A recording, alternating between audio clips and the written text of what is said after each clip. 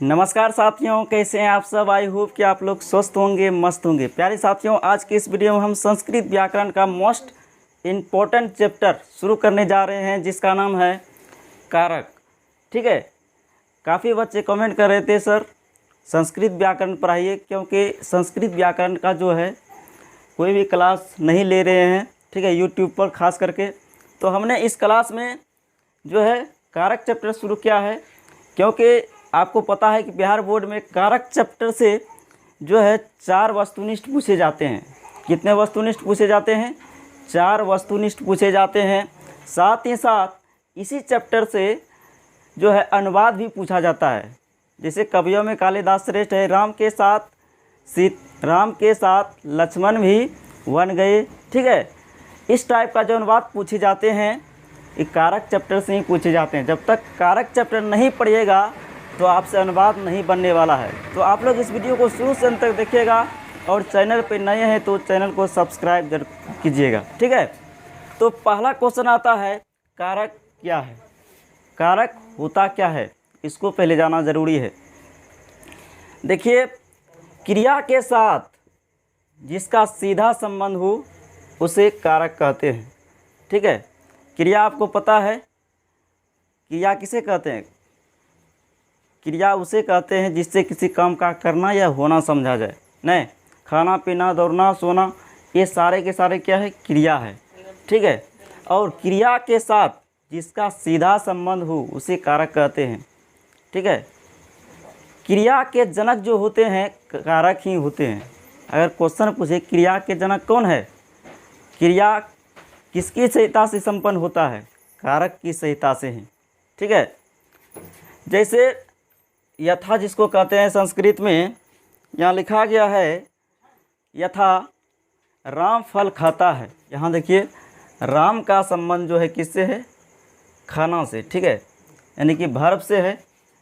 तो यहाँ राम जो है, राम फलम खादती, इसका संस्कृत बनाया गया है।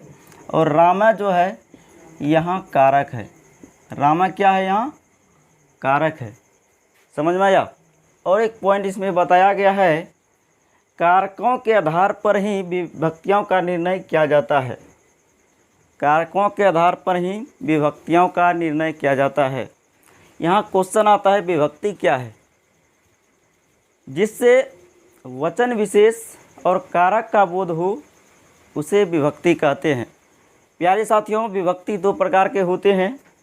एक होता है कारक विभक्ति और एक होता है उपपद विभक्ति। ठीक है, इसको पहले जाना ज़रूरी है। ठीक है, और यह बेसिक क्लास आप मान सकते हैं। कारक विभक्ति और उपपद विभक्ति, यही ना है। सबसे पहले समझिए कारक विभक्ति क्या होता है। क्रिया का आश्रय लेकर जो विभक्तियां लगाई जाती है उसे कहते हैं कारक विभक्ति। जैसे उदाहरण के तौर पर, कृष्ण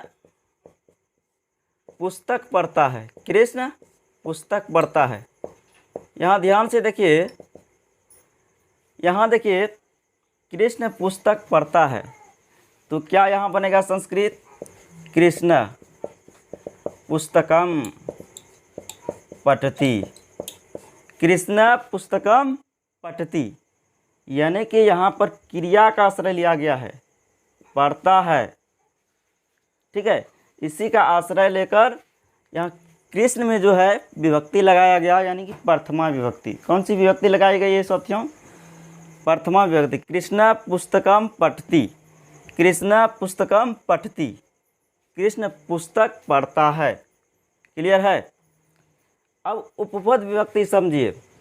जो विभक्तियाँ पद का आश्रय लेकर लगाई जाती है उसे कहते हैं उपपद विभक्ति। ठीक है, जैसे राम के साथ लक्ष्मण वन गया। वन गया, यही ना है। तो क्या बनेगा? यहाँ देखिए, साथ के अर्थ में तृतीया विभक्ति होती है। किसके साथ? लक्ष्मण वन गया, राम के साथ, यानी कि साथ। यहाँ पद है साथ, तो पद का सहारा लेकर, पद का आश्रय लेकर जो विभक्तियाँ लगाई जाती है उसे कहते हैं उपपद विभक्ति। तो क्या बनेगा, रामेण सह लक्ष्मण वनम गतवान। ठीक है, यानी कि राम के साथ लक्ष्मण वन गया, राम के साथ लक्ष्मण वन गया। ठीक है, इस उदाहरण में पद का सहारा लेकर विभक्ति लगाई गई है, इसीलिए जो है यह उपपद विभक्ति कहलाएगी। ठीक है, अब यहाँ आता है कारक होते कितने हैं। ऐसे हिंदी व्याकरण में आपने कारक के 8 भेद पढ़े होंगे। ठीक है, लेकिन यहाँ प्यारे साथियों संस्कृत व्याकरण है, तो याद रखना संस्कृत भाषा में केवल 6 कारक होते हैं, केवल 6 कारक बताए गए हैं। यह क्वेश्चन ऑब्जेक्टिव में पूछे जाते हैं कि संस्कृत व्याकरण में कितने कारक होते हैं। तो याद रखना संस्कृत का व्याकरण में 6 कारक बताए गए हैं। संबंध कारक और संबोधन कारक कारकों के अंतर्गत नहीं आते हैं। क्यों नहीं आते हैं, यहाँ क्वेश्चन आपसे पूछ सकता है ना, या फिर आप हमसे पूछ सकते हैं क्वेश्चन कि संबंध कारक और संबोधन कारक जो है कारकों के अंतर्गत नहीं आते हैं। आखिर क्यों नहीं आते हैं, यहाँ क्वेश्चन कारण तो आपको जानना ज़रूरी है। तथा क्रिया के, देखो क्यों नहीं होता है, क्योंकि क्रिया के साथ ये दोनों सीधा संबंध नहीं रखते हैं। अब इसको उदाहरण से आपको समझाते हैं। ठीक है, उदाहरण से आपका स्पष्ट होने वाला है ये दोनों।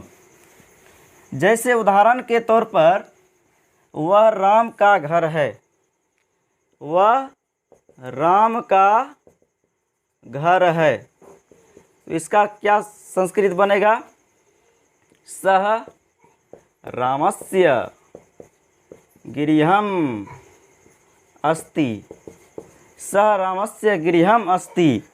देखिए यहाँ जो है वह क्या है, यह सर्वनाम है, वह क्या है, सर्वनाम है, और यहाँ राम क्या है, संज्ञा है। ठीक है, यहाँ जो संस्कृत बनाया गया है, क्या बनाया गया है, सह रामस्य गृहम अस्ति। ठीक है, यहाँ ध्यान से देखिए, और यहाँ जो है यह सह का संबंध किसके साथ है, राम के साथ है। किसके साथ है, राम के साथ, बल्कि अस्ति के साथ संबंध नहीं है, यानी क्रिया के साथ सीधा संबंध नहीं है। समझ में आया।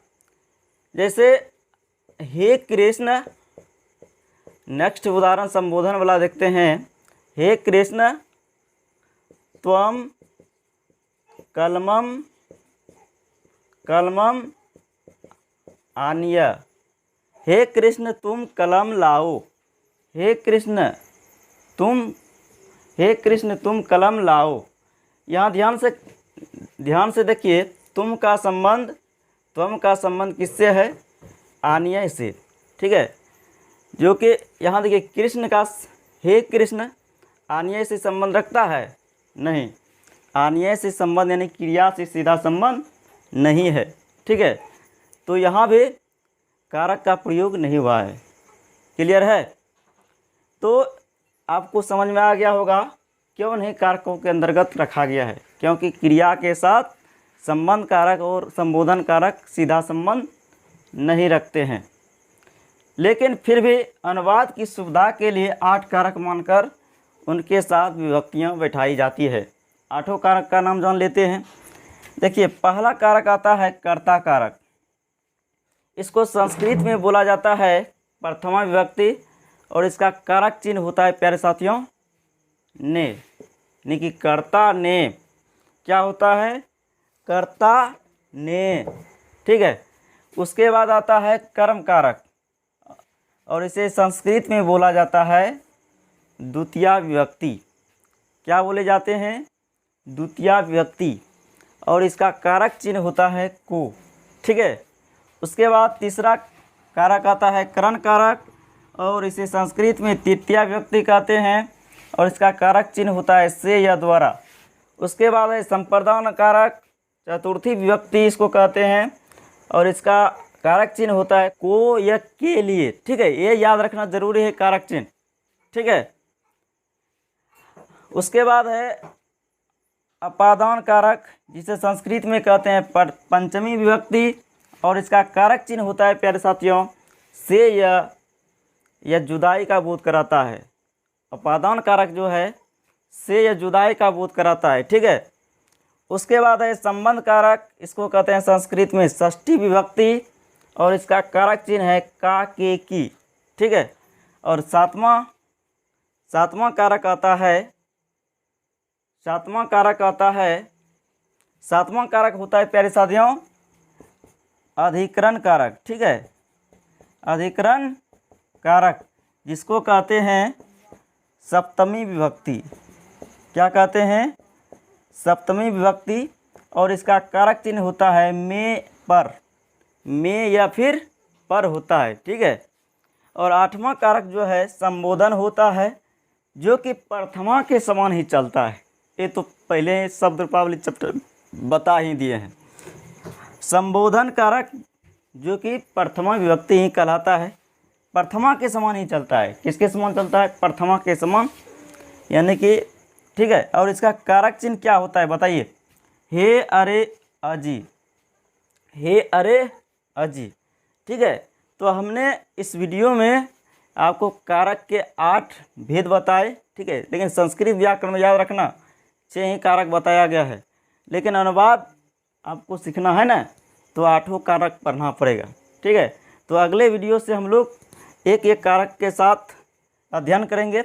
सबसे पहले शुरू करेंगे कर्ता कारक या फिर प्रथमा विभक्ति, यानी कि कर्ता कारक क्या है, इसके प्रमुख क्या सूत्र है, ठीक है। एक एक अलग अलग वीडियो बनाकर आपको देंगे, ठीक है। तो मिलते हैं नेक्स्ट क्लास में, तब तक के लिए जय हिंद, वंदे मातरम।